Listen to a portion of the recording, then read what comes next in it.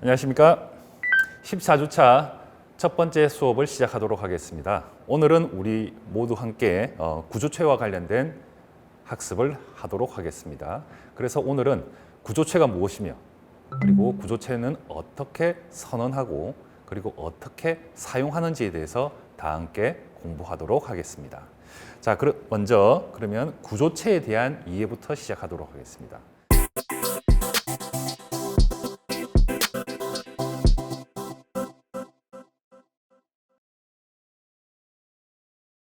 자, 여러분, 예전에 지난주까지 우리가 수업을 해 나가면서 예를 들어서 학생이 가질 수 있는 이름, 학생이 가질 수 있는 성적, 학생이 가질 수 있는 몸무게, 그리고 키, 그리고 영어 성적, 수학 성적. 그런데 학생 한 명만 존재했습니까? 아니죠. 여러 명의 학생이 존재했죠. 그러기 위해서 우리는 여러 명의 학생을 위한 이름, 여러 명의 학생을 위한 나이, 여러 명의 학생을 위한 영어 성적, 수학 성적, 이런 식으로 여러 개의 배열을 사용해서 그 값들을 관리를 했었습니다. 그런데 이거 좀 복잡하지 않았나요? 불편하지 않았나요? 자, 이 불편함을 해결하기 위해서 C 언어가 제공하고 있는 기능 중 하나가 구조체라는 것입니다. 자, 구조체는 연관된 다양한 자료형을 하나로 묶어내는 사용자 정의 자료형입니다. 즉, 디폴트로 제공해주는 자료형이 아니라 C 언어에서 여러분의 입맛에 맞추어서, 여러분의 필요에 맞추어서 만들어내는 자료형이라고 생각하시면 됩니다. 자, 우선 우리 슬라이드 그림 한번 볼까요? 자, 우리 다시 학생으로 돌아올게요. 학생이 가질 수 있는 값은 무엇이 있나요? 학생이기에 가질 수 있는 값. 당연히 학생이지만 이름 가질 수 있죠. 자, 학생이지만 나이도 있을 수 있죠. 학생이기에 학생이 다니는 학교명을 가질 수도 있죠. 그리고 그 학교에 다니면서 그 학생의 성적도 가질 수가 있겠죠. 자, 이 한 학생과 연관된 여러 종류의 값을 하나로 그룹으로 묶어내는 건 어떨까요? 이렇게 그룹으로 묶어내는 그 자체가 우리는 구조체라고 생각하시면 됩니다. 실제로 어떻게 우리는 구조체를 만들까요? 자, 구조체를 만들어내기 위해서는 우리는 키워드 몇 가지를 기억해 주셔야 됩니다.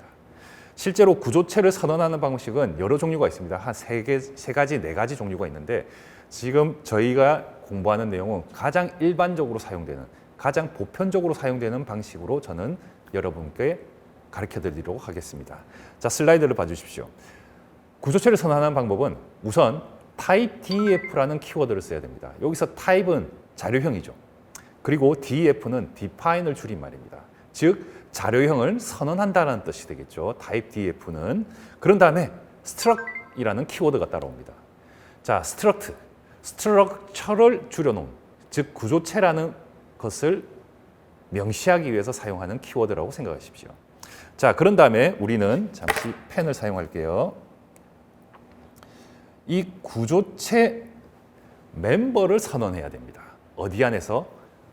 중괄호 열고 중괄호 닫고 이 블록 안에서 우리는 이 구조체가 가질 수 있는 요소 값들을 우리는 선언할 수 있습니다.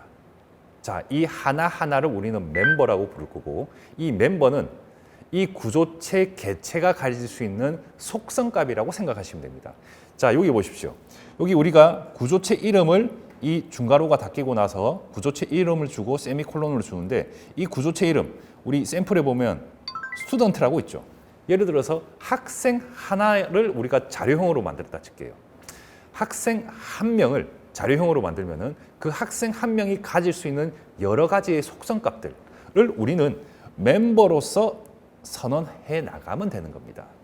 자, 오른편에 있는 그림에서 보면은 이 학생이라는 이 자료형이 존재한다면 이름을 하나의 멤버, 그리고 나이를 하나의 멤버, 그리고 학교명, 성적을 각각 멤버로서 우리는 사용할 수가 있는 거죠.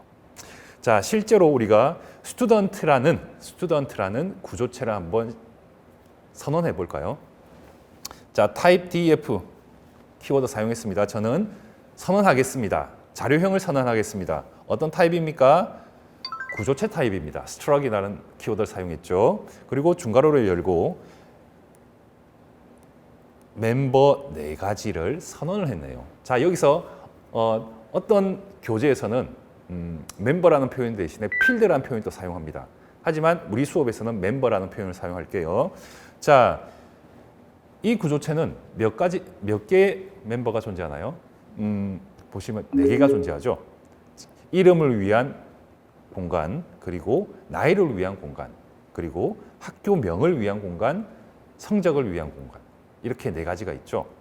자, 그리고 여기서 보면은 구조체명이 따라오는데, 구조체 이름이 따라오는데, 이 구조체 이름은 지금 소문자를 사용했나요? 대문자를 사용했나요?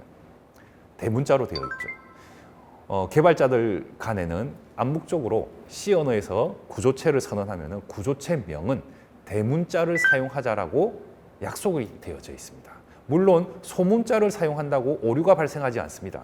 컴파일러가 오류를 발생시키진 않지만 개발자 간에는 대문자를 사용하자라고 약속을 했기 때문에 우리도 대문자를 사용해서 이렇게 구조체명을 사용하도록 합시다.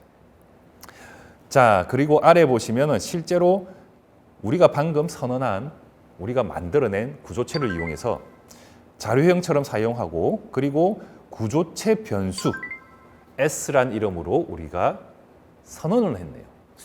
사용자 정의 자료형, 스튜던트죠. 여기서는 이 스튜던트를 이용해서 우리가 변수를 선언하면은 메모리 공간이 어떤 식으로 할당이 되냐, 제가 그림으로 표현하자면요, 우리 메모리 공간이 이런 식으로 존재한다고 가정을 했을 때, 자, 이 구조체 변수는 4가지의 멤버를 가지죠. 자, 이름을 위한 공간이 존재할 겁니다. 그리고 나이가 들어갈 공간이 존재할 겁니다. 이름, 그리고 학교명이 들어갈 공간이 존재할 겁니다. 그리고 성적이 들어갈 공간이 존재할 겁니다. 자, 이 전체 하나를 우리는 S라고 부를게요. 이 S는 어디서 왔죠? 여기서 왔네요. 그래서 우리가 구조체 변수를 하나 선언하면은 이 구조체 멤버가 저장될 공간, 이 구조체 멤버를 위한 저장 공간이 모두 한꺼번에 메모리 공간에 할당이 되게 됩니다. 자, 그러면 우리 이어서 가볼까요? 자, 그러면 우리가 구조체 변수를 선언하고 나면은 그 구조체 변수가 가지는 멤버에 접근을 해야 됩니다. 그리고 접근을 하는 방법은 우리가 2가지를 사용할 수가 있는데, 첫 번째 방식은 도트 연산자, 즉 점을 이용하는 겁니다. 2번째 방식은 화살표를 이용하는 방법입니다. 여기서 화살표는 우리 마이너스 기호와 부등호 기호를 이용해서 화살표를 만들어낼 수가 있거든요. 자, 이 2가지 모두가 구조체 변수의 멤버에 접근하는 겁니다. 하지만 차이점은 있습니다.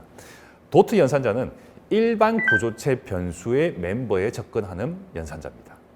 반면에 화살표 연산자는 이 구조체 변수, 일반 구조체 변수의 주소를 가지고 있는 구조체 포인터 변수, 구조체 포인터 변수를 이용해서 멤버에 접근할 때 사용하는 연산자라고 생각하시면 됩니다.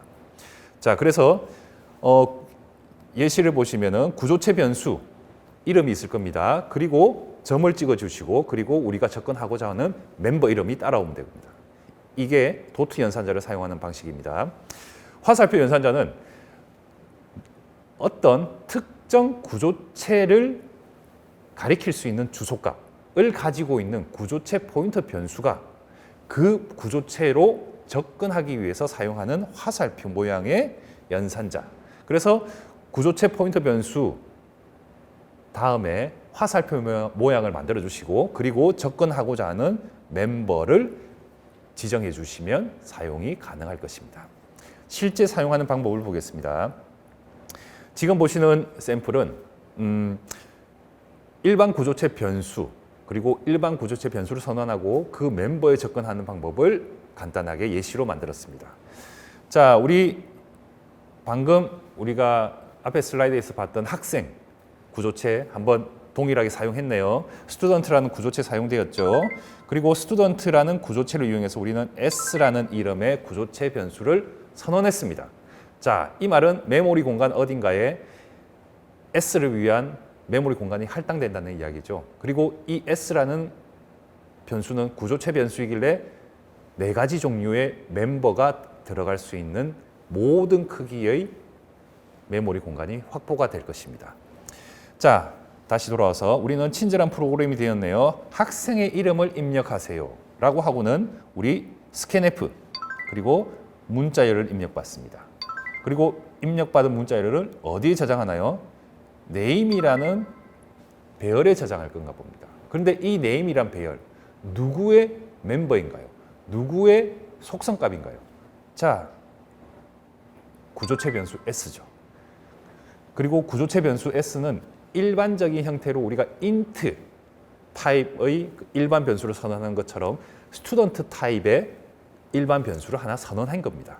그러면 S라는 변수의 name이라는 멤버에 접근하기 위해서 우리는 어떤 연산자를 사용했나요? S와 name 사이에는 점이 적혀 있죠. 닷 연산자를 사용했네요. 자, 그런 다음에 우리는 잠시 F+C를 이용해서 입력 스트림을 입력 버퍼를 비워줬습니다.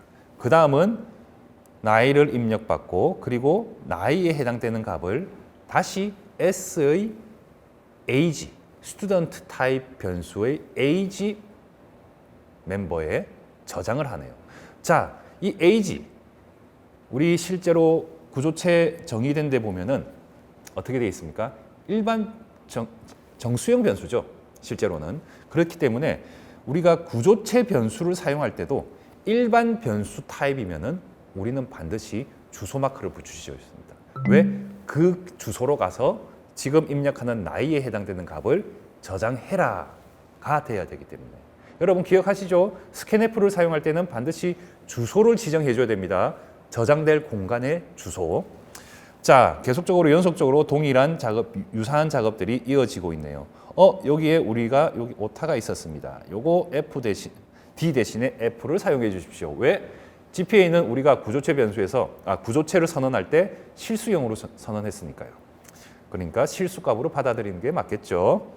자, 이런 식으로 우리는 구조체 변수의 멤버에 어떤 식으로 접근하는가를 한번 연습해 봤습니다.